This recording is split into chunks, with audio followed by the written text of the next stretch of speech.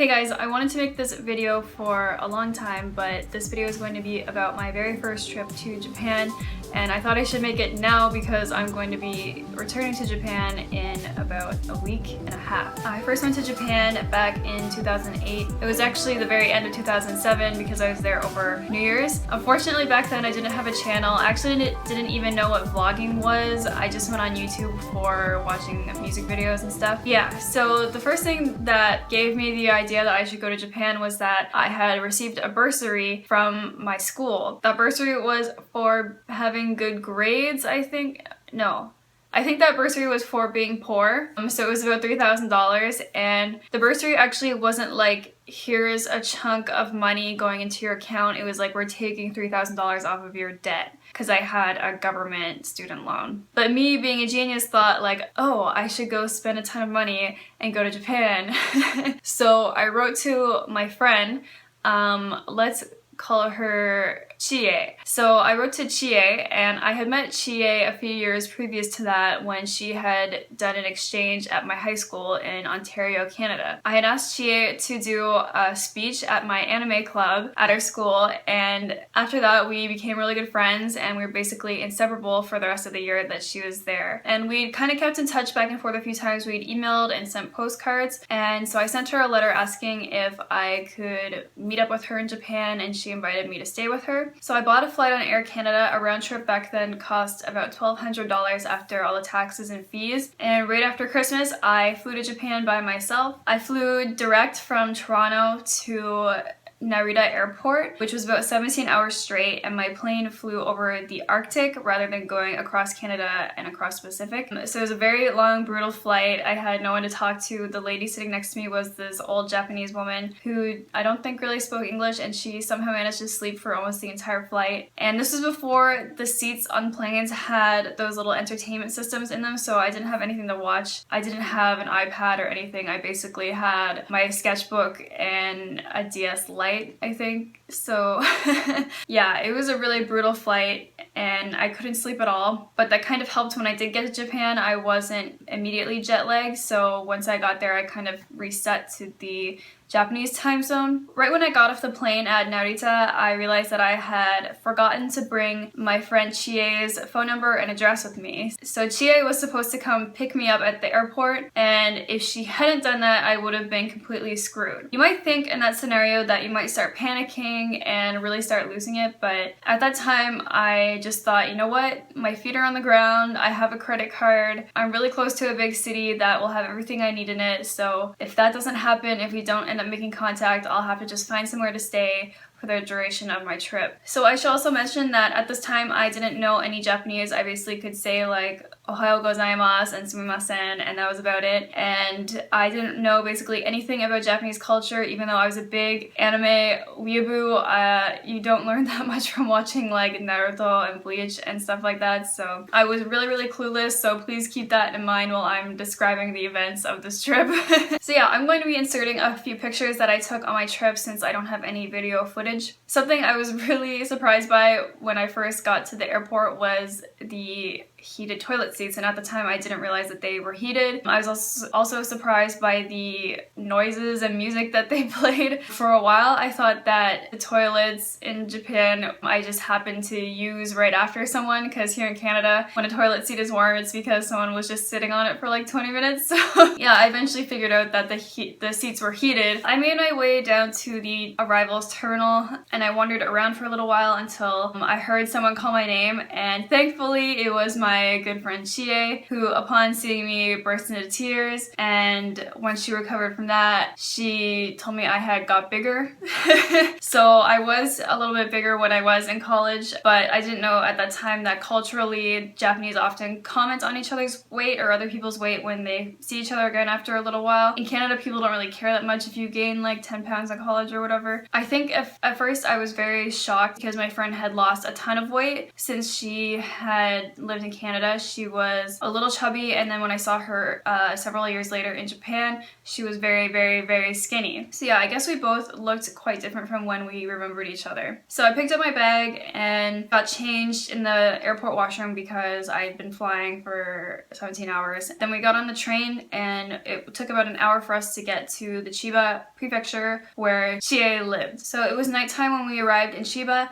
I think it was kind of late. It was about 9 o'clock at night, and it was dark and it was raining, and I had a huge suitcase with me that I dragged for a 20-minute walk to Chie's apartment. So Chie's apartment actually was her parents' apartment, and it was this really nice, small Japanese style apartment with tatami floors and the Japanese style washrooms and stuff. Chie's mom was the most gracious host ever. She greeted us with a homemade Japanese dinner, even though we got home super late, and she would continue to do that throughout my stay there. No matter what time we got up or what time we came home at night, she had a meal prepared for us, and it was really good. Chie's dad was a salaryman, and I remember I didn't actually see him until a couple days later when he had some vacation over New Year's. So he would get up before we did in the morning, and he would come home after we had already gone to bed. So we stayed in a part of Chiba called Hanamigawa, and I absolutely loved it there. I loved all of the architecture and the beautiful sewer covers. I just absolutely loved everything there, and I totally fell in love with it. I'm not sure if it's because it was like the first place I'd ever stayed in Japan, but it's just a really adorable place. So that night, Chie's mom asked me if I wanted to take a bath, and being a typical Westerner, I said, well, can't I just shower in the morning? Because that's what I'm used to doing. And they're like, yeah. And then after a few days, I kind of realized that everyone took a bath at night and not in the morning, and so I kind of screwed up their schedule that way, but I didn't know, like I was saying. So the next morning I took a shower in their Japanese style washroom, which was another shock to me because it was winter there, so it wasn't as cold as it is here in Canada, but it was still quite cold, and they left the window open most of the time to air out the room. So it was a typical sort of tiled shower or bathroom where there's no actual shower stall. You just sort of are supposed to squat down and sort of wash yourself off with the shower head. So it was absolutely freezing, so I got out of there pretty fast. Chie's mom fed us a really good breakfast. I don't even know what the food was anymore, I forget, but I remember we often had some kind of soup for breakfast. There was several small little plates of stuff, but I specifically remember the soup because I had no idea what was in it. It was really good. There was like little pieces of some plant floating in it. I should also mention that this apartment was so small that it only had one sort of normal sized bedroom, which Chie got, and she had a Western style bed in it, and I slept on the floor next to her on a futon, and it honestly was the most comfortable bed I've ever slept in my life. It was such a nice futon. She had an electric heating lamp right in front of our beds, so it was just so comfy, and waking up in the morning to the crows cawing was just such a comforting feeling, and it's one of my favorite memories. So that first day we went to Roppongi, and I was quite disappointed when we first got there because the first thing I saw was this huge spider sculpture, and we have one of those where I live, so apparently there's 8 of these worldwide. They're all over the place. And while we were in Roppongi, we also went to an art museum. The following days passed in a similar way, where we went to some sightseeing places around Tokyo after Chie's mom would feed us breakfast in the morning. We went to places like Harajuku, Shibuya, and Shinjuku, and I can't even remember all the places now because it's been 8 years. We did a little bit of shopping in Harajuku, and I have a specific memory of going around to every single shoe store in the area because I had forgotten to pack my sneakers, and I had worn my winter boots there to Japan, so it was pretty warm during the day compared to the Ontario winters I had come from, so I wanted to find a pair of sneakers I could buy to walk around in. During the day in Tokyo, I wasn't sure of the temperature at the time. I didn't have a smartphone or anything back then, but it felt like it was about 12 to 15 degrees, and I often was walking around in just my t-shirt sleeves during the day, and I definitely got some weird looks. Most Japanese people were still bundled up. This was right at the beginning of January, like I said. They were bundled up with their scarves and everything, but it felt really hot to me. My shoe size is 7, so in Japan they use a double-digit shoe size, so my friend Chie just assumed that I was like a 34 or something like that. So again, I didn't understand Japanese, so I didn't know what she was asking the people working at the shoe stores, but she would tell them like, oh, I'm a 34, did they have any shoes in that size? And every single store they said no, they don't carry shoes that big. So finally we went into one store in Harajuku where the guy working there finally asked if he could measure my foot. It turned out my shoe size was way smaller than what we had originally guessed it was. Yes, they did have a pair of Converse sneakers there that I bought. So we went to several museums around Tokyo. I don't remember really them at all. I remember we went to some modern art museums, basically a bunch of museums like that, and my friend Chie was into art as well. She went to a fashion college. So yeah, I'll just show you guys a couple of things that I picked up at the museums. So this one is for a Hokusai exhibit, and here's one from Roppongi, and this one is really cool. We went to see this monk exhibit, which was really awesome. And this was at the National Museum of Western Art in Tokyo. We went shopping at 109 a couple of times. At some music stores, I picked up some free stuff.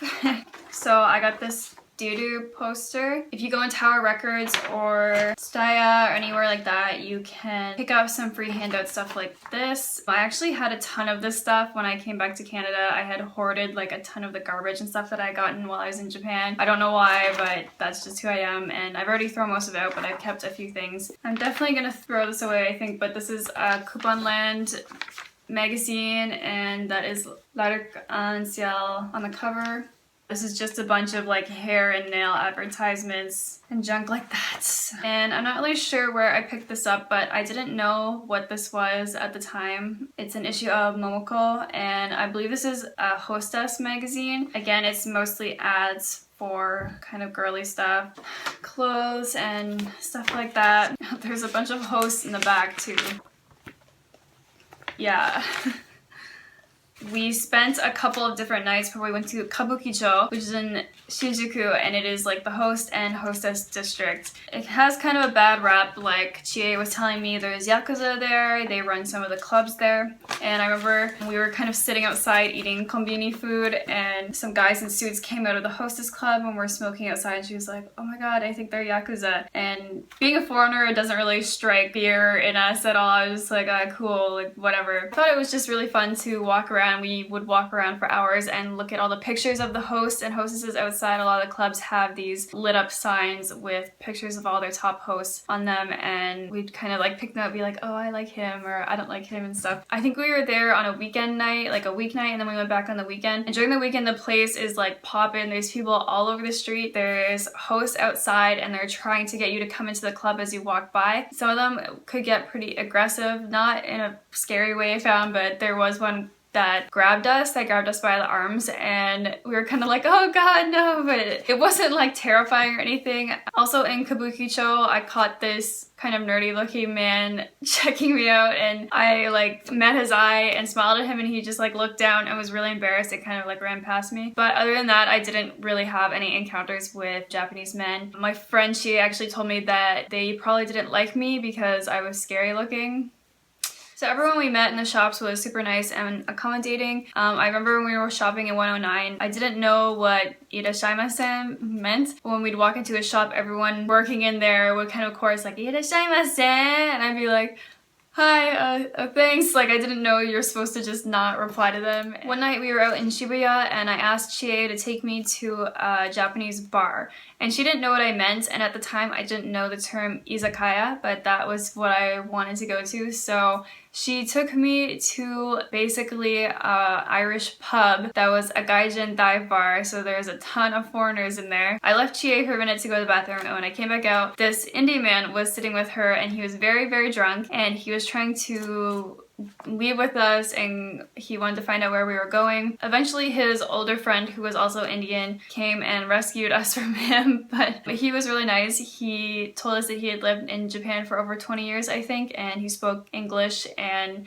Japanese fluently. That night we ended up just sitting on the street drinking for a long time, and then we spent the night in an internet cafe because we had kind of deliberately missed the last train back, which was not the most comfortable stay ever, but it was really cheap. And I think we also went to karaoke right before we went to the internet cafe, but we were really drunk and super tired, so I think we were only there for like an hour. The next morning we got breakfast at McDonald's before we headed back to Chiba. McDonald's in Japan is somewhat similar to here in Canada, but the drinks are way smaller. They're like kid size, they're like this big, and you can get Big Macs with like either a big slice of tomato or an egg on them. They also still had like a smoking section in the restaurants, which we don't have here anymore. We haven't had for a really long time. And we saw lots of crows in Shibuya early in the morning. The crows in Japan are really big. They're way bigger than Canadian crows, and they have these really big scary beaks. And Chie told me that they often will attack people or steal food out of their hands. At some point in the trip, we went to a candy shop. They sold lots of traditional Japanese candies there, and the woman working there was this really nice older lady who spoke English pretty well, and she was like really curious and asking me questions about where I was from and stuff. So yeah, a lot of the people that I encountered were very, very friendly that way. So we ended up meeting a bunch of my Japanese friends in Shibuya, and I had met them a few years before that, back when I was in high school, through a volunteer program I did when their school came here to Ontario to kind of like tour around and learn English. So Chie and I met up with them at Shibuya Crossing, I think, and we ended up going out to like a cake buffet that I actually saw a rat outside of. The food was pretty good. I remember having this really gross type of tea there. I don't remember what it was. Then after that we went out to karaoke, and I was like all excited because I had written out the Romaji lyrics for Hikari by Utari Hikaru, so I could sing it at karaoke. So that was really fun, and I think that was the first time I'd ever even been to karaoke, so ever since then I've kind of been like hooked. After that we ended up hanging out for a little while with my friend who actually lives near me now, and she's become my good friend. She moved to Canada a few years later, and we ended up staying in touch, and she's the one who always brings me stuff back from Japan that I have in my haul videos and on like my Instagram and stuff. So for New Year's we actually went to a Buddhist celebration. My friend and her parents were part of a type of Buddhism called SGI, and I never heard of that before I went to their celebration, but Chie and her parents used to pray at their shrine twice a day, once in the morning and once in the evening, and they would kind of do this like rumbling chant while they were praying, and it was really, really cool. I wish I could have gotten it on video. Yeah, so we went to a big New Year celebration there. We saw a performance by these women who played some instruments sort of like shamisen, but they're very long, and they were wearing like a full kimono. And afterwards, after the ceremony, I got to meet them and take pictures with them. At the ceremony, I could tell my friend was very like excited to have a foreigner with her. She was kind of taking me around and introducing me to everyone she knew within her, I don't know if you call it Buddhist church, but within that group of people that were there. The next day, Chie had some family plans, and so I decided to go out with my other friend whom I just mentioned. I'm not sure if she wants to be mentioned in a video, so I will just call her Hotaru. So I actually got to take the tram by myself to meet her. My friend Chie's father was kind enough to drive me to the station, so I didn't have to try and find my way walking there by myself. So I got on the train there and found my way to, so I was going to Nippori, and right before that is Nippori Jishin, I think. So when I heard that station announced, I kind of asked these boys on the train that were near me, Nippori desu ka? And that was like the limit of my Japanese at the time. Honestly, it's not that much better now. They were like, no!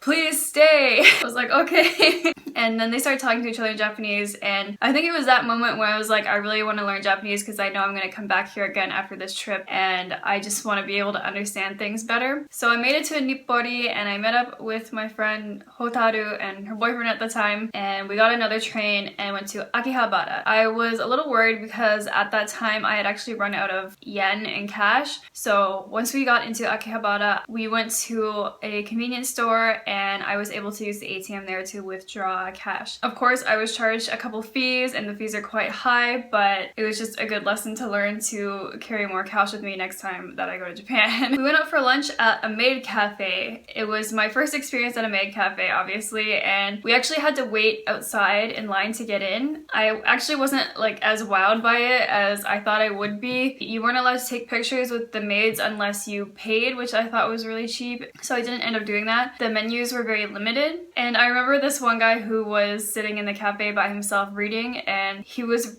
kind of rude to the servers, he like wouldn't look them in the eye, and he like wouldn't really like look away from his book. And I kind of wondered why he bothered like waiting in line outside just to be a jerk to the servers. But yeah, we shopped around a bit. Hotaru helped me find an ex-Japan DVD that I was looking for, and then we went to a big shrine. And I think this was New Year's Day or the day after, so it was really packed. You kind of make a wish for the New Year's. We all had to wait in line. There was tons of people there, and you go up to the shrine and ring the bell. And so that was cool. We went out to Denny's for dinner, which was very different from the Denny's here in Canada as well. And then I went back to Chiba on the train, and Chie met me at the station, and I was like, yes, I did it. I took the train by myself in Japan. It was very confusing and nerve-wracking though. And I remember the first time I tried to go through, I went through like the wrong gate or something. And so that was most of the stuff that we ended up doing. We went to a lot of museums, we went shopping, we saw Tokyo Tower, and we ate some really good food. We went to karaoke, went to kabukicho. Yeah, I had a really good time. I did notice that my friend Chie acted quite differently than when she had lived in Canada. When we were in high school, she used to say things like, I'm not Japanese, I'm Canadian. And when she had to go back home to Chiba, she was really upset and she didn't want to go. But when I saw her again in Japan, she was very Japanese and she didn't act Canadian anymore. I don't know how to really explain it. I don't know. She just obviously was more aware of the Japanese customs and was like mad that I didn't know about them. Not all the time, but like I didn't know the customs for the genkan, and that's like the entranceway, and you're not supposed to step outside of it wearing your shoes. But it was too small for both of us to